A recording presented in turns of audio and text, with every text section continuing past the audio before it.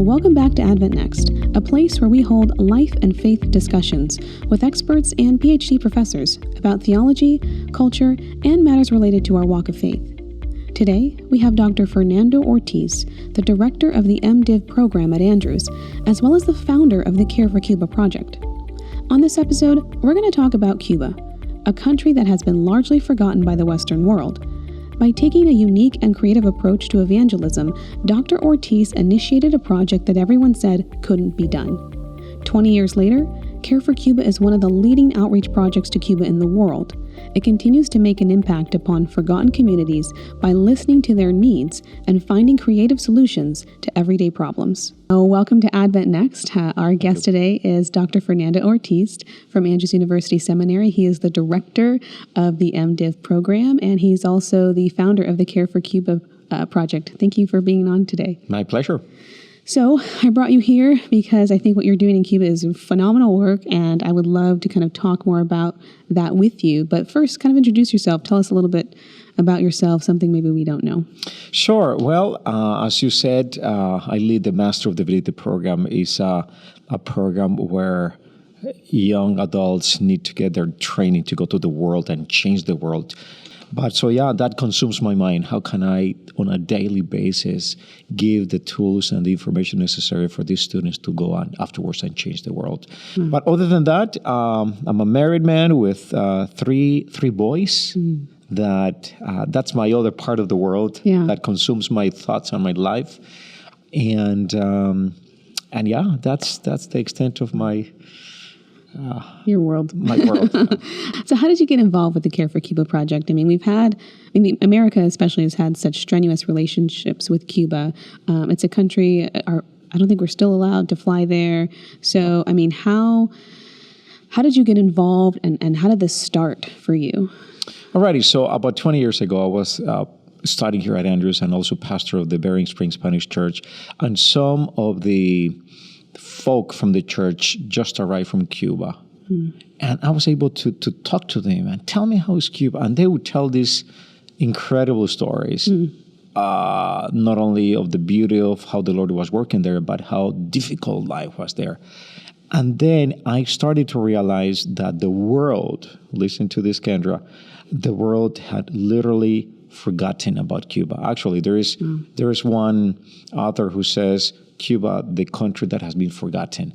Mm. Now, not only has been forgotten by the world, but in a way, not in a negative way, but in a true way, our church has forgotten about Cuba. Mm. And the excuse that we have been given is communist, you cannot enter, you cannot bring books, you cannot go on mission trips, you cannot go, period. So for years, and I'm talking about decades, Kendra, for decades, the only thing we did was the division will send a guy or two a year and say, hey, we're with you. And it's just and that's nothing. Yeah, it's been kind of ravaged with these sanctions. They're not able to trade. Right. I mean, when we think about Cuba, we think of some of these nostalgic pictures of old cars and people who kind of put them back together and kept them running on, basically on a shoestring.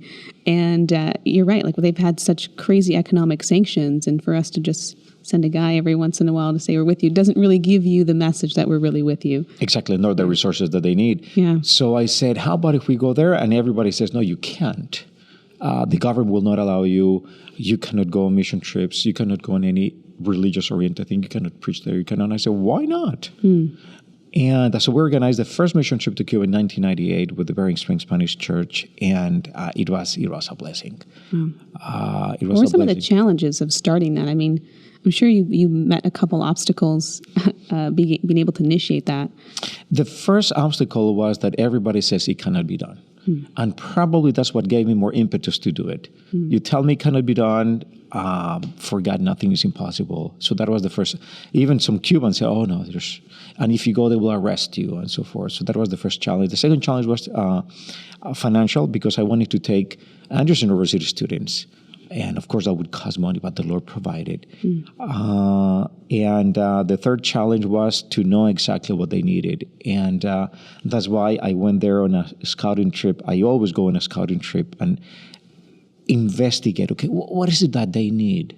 I don't know what they need. I have heard that they don't have money, that they earn only $25 a month, but exactly at the core what they need. And probably later in the program, we can spell those out, exactly what are the things that they need. Yeah. But yeah, we started this 20 years ago, and it was birthed because I heard and I saw and I realized that we have abandoned Cuba. And let me tell you why I believe that we had abandoned Cuba. Number one, we would only send, as I said, 1 or 2 guys a year. Number two, the resources. Oh, well, we cannot send books because they don't let us. So then we didn't try to send books. Yeah, the Sabbath School Quarterly and a book here and there, but hardly anything. A book here and there. Yes, a book here and there. Right. And then, so when I went to Cuba, I sensed that the people were saying, listen, we need connection with the outside world. Not only with the outside world, with the church. How can we connect? For example, okay, 20 years ago, we didn't have the internet that we have today. Of course not. But nobody thought of creating pen pals. Okay, good old pen pals with the Cuban people that have been forgotten. Now, right now is the 60th revolution anniversary. 60 years. Wow. This is not 2 or 3 years. A simple pen pal that, hey, you're connected with Maria. Write to her. And then put a postcard, put a Bible verse, whatever. Right. Nothing. So we thought if we're able to start creating connections and tell them, number one, that we love them, number two, bring in resources, number three, bring in our presence, and try to tell them that they matter, that they're part of us. Yeah. And for them to see that connection, that will be a start. Right. And that was the beginning of all of this. It's so interesting, too, because we don't realize, how far our resources can go in other countries. Like a $200 a month, it maybe given in North America would pay for someone's lunch, a big lunch of a group. But that can literally be somebody's salary for the entire month. And so it's interesting to see kind of making sure that we keep perspective of what our privilege is and how we can help those where the resources can go a lot further, get a lot more bang for our buck, so to speak. Exactly. Tell me, how is it like coming back from Cuba after just being in kind of everything, and now you're just kind of back to more of like a Western world? Is it weird? Yeah, it's a little bit weird because you're there in such a high. You're there not only you're in a high, but you're in a week of lots of activities. You kind of disconnect. You don't have your cell phone all the time. You're not receiving cell phones, text messages all the time. So you kind of disconnect, and you're focused, laser focused on the mission. So out of the blue, you come here back to the activity. It takes you a few days. Yeah. It takes you not only you're tired because it has been a crazy marathon. It's a whole shift of worlds. It's a whole shift of worlds. Yeah. Shift. And then you come back here and then you go back to your normal activity. So it takes you a little bit. Actually, for some, there is what is called the post-mission trip depression disorder. For some people become depressed because they're in such a high mood. And for some, not for me, but for some, it's a low mood. It's like, I need to go back to my old life. For some. And that's why, in order to prevent that, sometimes we have a little bit of a space. One day before coming here, we take them to the beach for them to disconnect from transition. Yeah. So how do you approach mission when you're in Cuba? Because I think that missionaries, the term missionary is kind of become a bad term, and because it has the implications of that we're coming in with this kind of superiority attitude, or that we kind of know what they want and we're giving them things that they don't need. How are you approaching mission work differently, where you're maybe seeing what the community needs first and serving that rather than imposing upon a community what you think they need?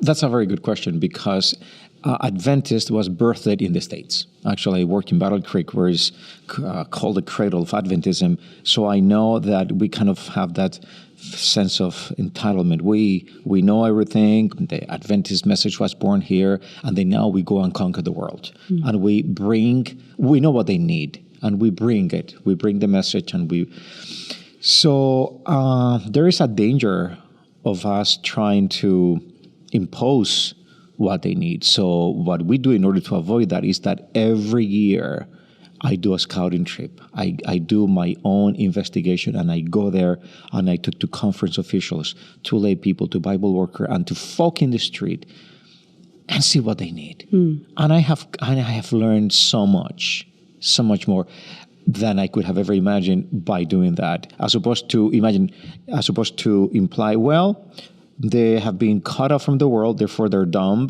They don't have enough resources, so they're not very smart, which is not true. They're extremely smart. Actually, they can teach us a thing or two about evangelism, about personal evangelism, friendship evangelism. They can teach us a lot. Actually, they do. Yeah. In fact, there's a bunch of articles that are coming out now saying, the Western world used to be the one that says we're going to evangelize, but it seems that Christianity is dying in the West and it's growing in the global South, and that maybe the missionaries need to start coming this way to start teaching us a thing or two. Exactly. Yeah. And they do. As a matter of fact, every year when we go, and I bring my students, in the mornings we have seminars, and the ones who teach the seminars are local pastors. And they tell us how to do evangelism, door-to-door, conflict resolution, church growth. And some of my seminarians are saying this is one of the most practical and greatest class I have taken ever, because it's so practical and well done. So we try not to imply or guess what they need. We go there and investigate and talk to them, and they tell us. And we have come with a few ideas on what exactly do they need. The first thing that they tell us they need is resources. They have been devoid by resources. They don't have things. They don't have clothes. They don't have bicycles. They don't have computers. They don't have tablets. They don't have... So we have been bringing bicycles now for the past 7 years. Actually, we buy the bicycles there, we bring the money, and then we tell them, here it is, this resource. Bible workers, some of them visit 2, 3, 4, 5 persons a day because it's long distances. With a bike, they can triple or quadruple the visits that they make. So think about the kingdom impact on this. Right. 4 times the visit, 4 times more of baptisms. It's just the ripple effect is huge. So bicycles, plus they use the bicycle to go and buy their goods or take the kids to the school or to the church. So bicycle is way better than a car, because the car there not only is expensive, hardly anybody has a car, but even if you give them a car, the gallon of gasoline costs $4. So there's no way you can pay for that. Wow. So books. They don't have books, and we cannot bring books. But we bring a tablet with a library, if you please. Interesting. So the government says you can't bring books into the country, so you guys bring tablets and have like ebooks or something like that on there. Correct. So we can bring a book or two in our luggage, but if you're going to bring 50 or 60 desire of ages or something, they will confiscate them. They will not allow that. So we bring a tablet. In the tablet, you have 100 to 120 books with all of the Ellen G. White books, the SDA Bible commentary, Bibles, sermons, you name it.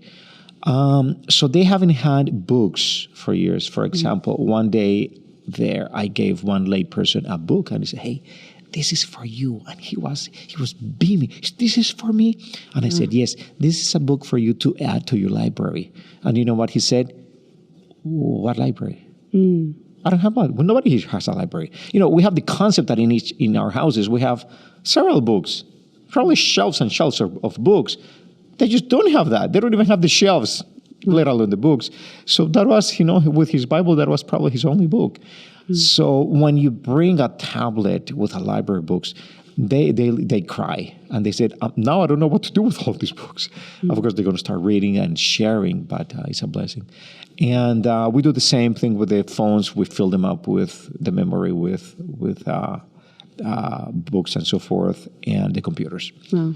So the first thing we realized is that they needed resources. The second thing that they needed was the assurance of brotherhood and sisterhood. So do I belong to the world church? We thought we were just a little island here in the Caribbean that everybody forgot about that. No. You matter. First of all, you matter to God. Yes. And second of all, you matter to us. Yeah. and we're going to prove to you, because we're going to keep coming here. We're going to be bringing you resources. So you matter to us. You're special to us. You're not a forgotten country. How does that work? Because, do they send delegates to the GC to have votes? I don't imagine that that's the case. So how do they become represented even in the global church? Is that an issue still? So they do send Okay. representatives. The president of the union goes, a few folk from the union, and the president of the conference go. Gotcha. So they do go every time. But that's them going to the States or whatever the GC is. Yeah. But the 30,000 Adventists, they're there. Yeah. In Cuba, so that doesn't represent anything for them. That's true. So yeah. I was going to say, tell me, you just got back from Cuba literally like a couple days ago. So tell me a little bit about this trip. Like, what did you, your whole thing is creative evangelism. You really want to help people think outside the box as far as how to reach people. What are some of the things that you guys did during this trip? And I'm sure it'll kind of match some of the lists that you have there that really kind of touched people, and maybe it was surprising that this actually had a big impact. Absolutely. We challenge, before the students go, we teach them a class on evangelism and personal evangelism, and we challenge them to do creative evangelism here and also do creative evangelism in Cuba. And what they came out with was amazing. For example, they did it here and they did it there. Free haircuts. Amazing that here they got a lot of track, that they were able to give free haircuts here in town, and people were very interested. In Cuba, it was a hit. Wow. People were lining up to, and then there's something when you have a captive audience. You're cutting the hair of somebody, you can't tell them about Jesus so easily. Yeah. I have the story of one guy who was waiting in line, and one of our seminar students gave him a Steps to Christ book in Spanish, and he started reading. Okay, so he started reading, and then a few minutes after, it was his moment for the haircut. Well, he continued reading, and after the haircut, he continued reading. Well, he read the whole book in a few hours. That's the level of hunger. Wow. This is a young fellow. Yeah. Hunger. So we had haircuts. We also had a photo printing. We invited the community. We went to the parks, or even at church, we took portraits. Now, I don't know that all of us understand what that means. Right. We here have portraits once a year, twice a year, or whatever. They never have family portraits. You don't see that there, period. So for the family to come together, or for one person to come and have a nice picture, and we gave them the print right then, it was huge. Wow. And then we were able to tell them about the Lord, or the meetings in the evening. Another one that was done last year was somebody contracted a bus for the bus to do a bus route. And the bus route in Cuba, this is something else that we will never understand. The buses are completely full all the time. Sometimes they don't even stop because they're full. So this bus, of course, it was empty at the beginning, and it was free. So when the bus went on that specific route, somebody would come and said, you can come in. And when the person tried to give money, no, this is free. And then when they came in, they will witness and they will sing and invite them to the meetings. It was a great event, creative evangelism. Wow. Another one was glasses. We gave away free glasses, reading glasses and sunglasses. How big of an impact was that? Because some people, we think reading glasses, big deal. But it was actually a really, really big deal, because they didn't really have access to that. Can you tell us a little bit about that? Correct. Folk there do not have glasses. Very seldom people have glasses because the government does not have the resources to give glasses to everyone. Because whenever you do get glasses, they're free. So they don't have glasses to give everybody. So we heard of people.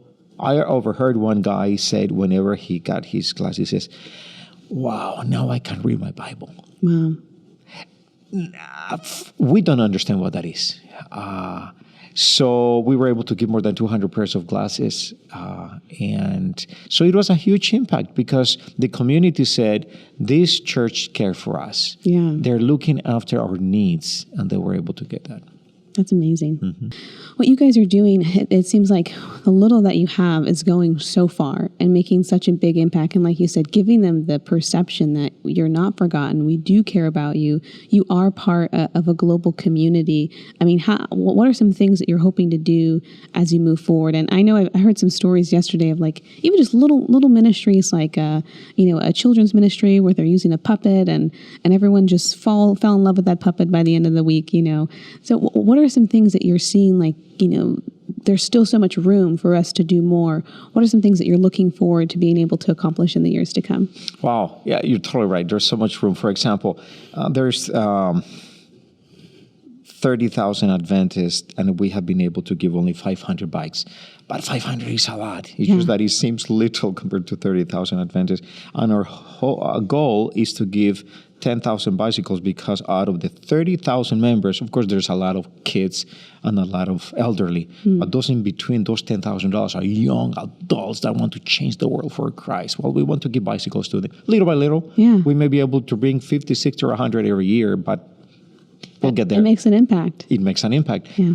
So we want to continue bringing the resources, the bicycles, computers, and so forth. But we have another exciting project that probably you don't know about. We're working with the Center for Youth Evangelism and the Oshkosh International Camporee to bring resources to an army of youth in Cuba. Who's that army of youth? There is 1,000 Pathfinders and 100 Pathfinder clubs in Cuba. Wow. We want to give to each Pathfinder after Oshkosh. We want to collect an offering in Oshkosh for that. One of the offerings is for that. We want to give a backpack to each Pathfinder in the island. And we're going to tell these kids, you are missionaries, and you can reach the kids better than anybody else. That's true. Your age. And this backpack is for you, but this is a missionary backpack. Inside the backpack, you will find a Bible, several Bible studies, a guide on how to give a Bible study and how to form a small group, and so forth. And also, we're going to give a tablet to each club. So it's 100 tablets. And we're going to challenge these kids. We're going to say, listen, 1 year after Oshkosh, or during this year, we want you to befriend 2 kids that do not belong to the club. Kids from the street, kids from your community that are not Christian. We want them to befriend. And at least one of those, if not the 2, we want them to invite them to become part of the Pathfinder Club. So we want, the challenge is that at least one of those, by year 2020, end of 2020, will become part of the club. What does that mean? That they will be giving Bible studies to those kids. 1 or the 2 of them are going to get baptized. And the club is going to multiply in 1 year by double. Wow. So by the end of 2020, by God's grace, the Pathfinders in Cuba will not be 1,000, but 2,000 strong. Yeah, it's amazing because even, you guys are finding such creative ways to just be a part of the community. And Correct. I think sometimes the church wants to separate people from the community to come into the church, but you guys are doing like, football ministries and kind of just trying to be out there where the youth is, and just kind of creating friendships and developing friendships. What do you see that the church has that their current communities are not offering them? You said there's a lot of hunger out there, just spiritual hunger. What do you think? What do you think they're looking for, and how is their present community not meeting those needs, and how can the church really help them get what they're looking for? That's very good. And you mentioned about the soccer, so let me answer the question with that. We saw that every afternoon, when we went door to door and so forth, there was a group of soccer players really playing every day religiously, if you please. So some of our students approached them, and I said, hey, can we play with you? Oh, you guys play? Of course we play. And they played, and they loved it. Both our guys and their guys loved it. So our guys came up with an idea, and they said, how about if we buy a few soccer balls for them? I mean, the ball that they were playing was pitiful. It looked like 30 years old. It didn't look like a soccer ball, actually, more like an old volleyball. And they bought this beautiful, crisp, shiny, colorful, new. And then I was there when the ball was given, and they asked me to give a little challenge to them. And I challenged this kids from the street, saying bad words, and they can care less about religion. And I challenged them, and I said, listen, I want you to keep playing soccer, but I want to challenge you to also play for God and be an example in this community and help in this community. And I challenge them, how many of you would like to do your best for the Lord? And everybody rose their hands. So we challenged them. And afterwards, we gave them the soccer ball, and they thought it was the greatest thing on earth. They said, well, we don't even want to use it because it's such a beautiful ball. We don't want to scratch it. But the church in Cuba is looking for creative ways. And that's one of the things they have asked us. Give us idea, because the only thing that we have been doing here is doing evangelism the colloquial way. You know, you bring a speaker, you give a evangelistic crusade once a year, and that's it. Give us ideas. So we're bringing these ideas, haircuts and etc. And they want to follow up. We left the Clippers, so they said we want to take on from here. Yeah, how do we start caring about things that other people care about and being involved in their world? I think that's the spirit that you guys are embodying. What do you see as far as like the future of kind of economic growth? And maybe that's not something that you guys explicitly study, but as far as, is the church helping to develop ways for communities to become like maybe economically sustainable or viable in kind of economies that have been, kind of destroyed in the ways that theirs has? I know that's a kind of a new trend. Yeah, it's a new trend, in the missionary field. How do we develop local economies? Is that something that you're hoping to do in the future? And do you see any potential for that being able to work? Yeah, unfortunately, we cannot do that in Cuba. We tried because Care for Cuba has collected funds to be creative. And one of the ideas that Care for Cuba thought was, how about if we allow Cubans to come up with projects, for example, sewing, or selling little things here and there. And then they grow that, and they return the money to this fund, and then we give this fund to other people. And we consulted, and they said, we can't do that. The government will absolutely not allow. So it came to a stop. So unfortunately, yeah, and you're right. I have uncles who have been leading ADRA in different countries, and this is huge now. Yeah. Helping the small enterprise and helping people get off the ground with small projects and grow it. But unfortunately, in Cuba, what we're doing is to empower the laity and empower the young people to go on and reach out for Christ. Let me give you an example. Yeah. 2 years ago, I told a young fellow, 16 years old, I said, have you ever given a Bible study? He said, no. He said, would you like to learn? Yes. And on top of learning how to give a Bible study, if I give you a bicycle, if we, Care for Cuba, give you a bicycle, would you go to the community and find Bible studies? And he says, absolutely. He beamed. And so we did. We came to that agreement with a number of young adults. And the next year when I came back, he brought the first fruit, and he said, Pastor Ortiz, look at these guys. I've been studying with them, and some of them are getting baptized. And you know what? If you would have not challenged me, we are in this culture. I needed that push. I needed that you guys believed in me. And I needed that encouragement and that training. Now I'm winning souls for the Lord. Wow, that's amazing. So if somebody is hearing about this ministry today and they want to be a part of it, what should they do? What would be the next steps to being a part of the Care for Cuba project? Yeah, the first thing that we covet is your prayers. Everybody says prayer. Pray for God to give us the wisdom. Pray for God to give us the right Bible workers. Pray for God to help us with the right projects and creative evangelism. But secondly, people can donate through our Care for Cuba website, careforcuba.org. You can go straight. This is an Andrews University website where you can get tax receipt for that, 100% tax exempt. And go there and donate. You can choose the project, or you can also give to where needed most, or general support. Right. And you can choose for bicycles or tablets for missionaries. By the way, I forgot to tell you that 5 years ago, 3 missionaries came there to where we were having the meetings and said, Pastor Ortiz, we're missionaries, indigenous missionaries, that we go to the mountains of Cuba. Volunteers, nobody pays us a penny. But we just want to tell you that we're with you and we're doing this. So Andrews University Care for Cuba decided to sponsor them. And we said, what do you need? And they said, well, they're up in the mountain. It takes us 1 to 2 days to reach walk because there's no roads or no good roads to reach to the top of the mountain. And there's a lot of people there that we want to reach for the Lord. What do you need? Well, we need in each one of those communities, we need a little house. How much do you need? Okay. What else do you need? We need horses to get there.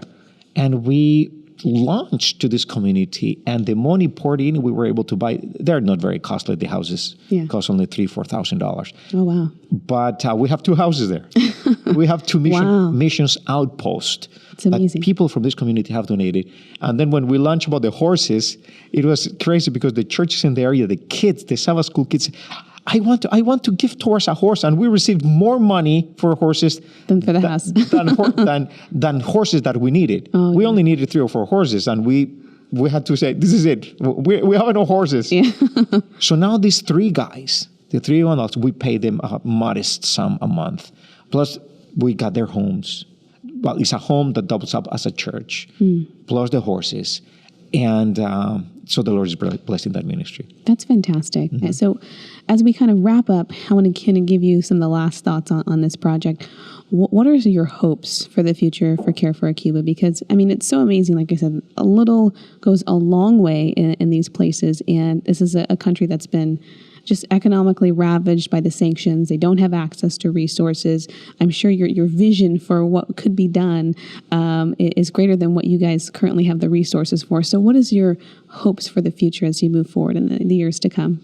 You said it right. I mean, our impact is little compared to the vast island.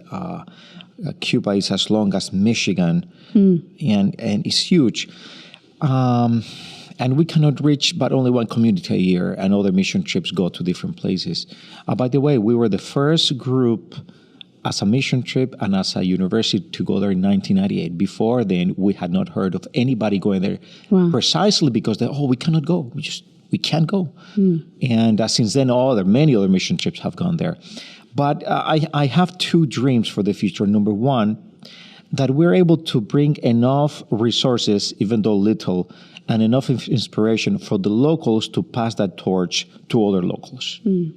So not only us, for them not only to depend on us, but hopefully we will bring enough inspiration and materials and resources that the locals will then pass that on to others. And that's the only way is going to reach to the whole island. Right. If the locals can help us in disseminating the resources and the inspiration, materials, etc. So that's number one. Number two, I want Cuba has been the perfect field school for Andrews. Perfect, because they learn how to do door to door. They learn how to do evangelism. They preach. They teach. They learn. We learn from them. So it's a give and take. So we want this to continue being a permanent field school for Andrews, where we go and learn. We don't go there to teach, by the way. Yeah. We don't teach anyone there. We learn from them. We bring resources, yes, but in terms of how to do evangelism, how to go door to door, how to pray, they teach us. Yeah. So just a quick follow-up question. How much is the door-to-door evangelism effective simply because the culture is a very social culture? North America is kind of very isolated. Don't show up to my door unless you've texted me 30 minutes before. How much is it growing and being successful because the culture is very conducive to more of a social atmosphere? Absolutely, and that's absolutely true. Yeah. You go there, everybody opens the doors. In Cuba or Latin America, they invite you in. If before you know it, they're giving you a drink and stay here, please. Not here. Yeah, it's like, are you going to go yet? Yes. What do you want? How can I help you? Yeah. And yet, Kendra, I have been involved with my family. We visited not too long ago a community near our church, and we went door to door. Yeah, not everybody opened the doors, but some opened their doors, and we prayed for them. And at first they were like, whatever, but afterwards they thank us. And so, not everybody opens the doors, but some do. And another seminarian some years ago said, you know what, there's a quote by Ellen G. White that says that some people will not hear about the gospel were not for somebody who went knocking on their doors. They would not hear otherwise. Wow. They don't have satellite, or they don't have internet, or even if they have internet, they don't know how to get there. but unless somebody goes and knock on their door. So this student says, I'm going to do that. And he went door to door. This is a seminarian in Grand Rapids from here, and he went to do his evangelism in the area of Grand Rapids. And then he went, and what he would say is, I'm a student, and I'm a Bible student, and I'm looking for people who would like to study the Bible with me. Lots of people said no, but a few people said yes, and he continued. At the end of many days trying, he had about 18 Bible studies. That Pretty for good. Here is very good. Yeah. And some of them got baptized. Wow. No, not of the 18 got baptized, but some of them got baptized and the others continue studying. Yeah. So yeah, it takes a little bit more effort. And I think that's kind of my takeaway from the Care for Cuba, because even you guys getting out there was so many obstacles in your way that said no. I mean, I think the story of Care for Cuba is persistence, it is patience, and just not giving up. If you could kind of wrap up with just even the obstacles to this current trip and how God kind of opened up doors so that you guys could overcome them. There's a story in the Bible of Caleb, that Caleb wanted to conquer Achan, the big mountain, and he was of retirement age. And if I could ask Caleb, why you can retire? You're already in Canaan. Why do you want to conquer the mountain full of giants and chariots and walled cities? And I imagine, when I gather all of the text, him saying, because I love to see God in action. I gather that. And the same thing with Care for Cuba. Why do we go to Cuba? Because we want to see God in action. Last time we had so many setbacks and so many challenges, and we said, yeah, we don't like this, but just wait until you see God in action. And he did. He showed up and he cleared all of the obstacles in mighty ways. Just last year, 1 year before, we went to the big arena to have the last rally. They canceled and they said, you cannot go to the arena. There's 2,000 people, and where are we going to put the 2,000 people? And they said, God, you need to come up with an answer, and I know you will. So we said, we cannot go to the arena. This is 1 year ago. Can we go outside of the arena where there's a soccer field, more where cows are? Yeah. You go there. So we set up chairs, and Sabbath morning they disconnect the electricity for the sound system. Wow. So we were there in the scorching sun, and then they cut the electricity. Fortunately, somebody borrowed electricity from a neighbor, and we got electricity. And we had these huge speakers. Guess what? Not only the 2,000 people heard the message, but there were apartments all around, and people started to come out of the windows. What is this? Right. So easily another 2,000 people heard the gospel, and we said, God, you had a plan. You know what you're doing. Well, you know what we're doing. So we love seeing God in action. That's fantastic. Well, thank you so much for sharing about Care for Cuba. If somebody wants to visit your website, it is careforcuba.org. Thank you so much, Dr. Ortiz. Thank you. It's good to be here. Thank you for inviting me. I'm so happy you joined us today, and I hope you were inspired by the stories of hope and innovation that were shared. If you want to learn more about Care for Cuba, please go to careforcuba.com. If you're watching us on YouTube, remember to subscribe and let us know what you thought about the show in the comment section below. If you're curious about some of the behind the scenes, you can follow us on Instagram and Facebook at Advent Next. Thanks again for listening, and see you again next week.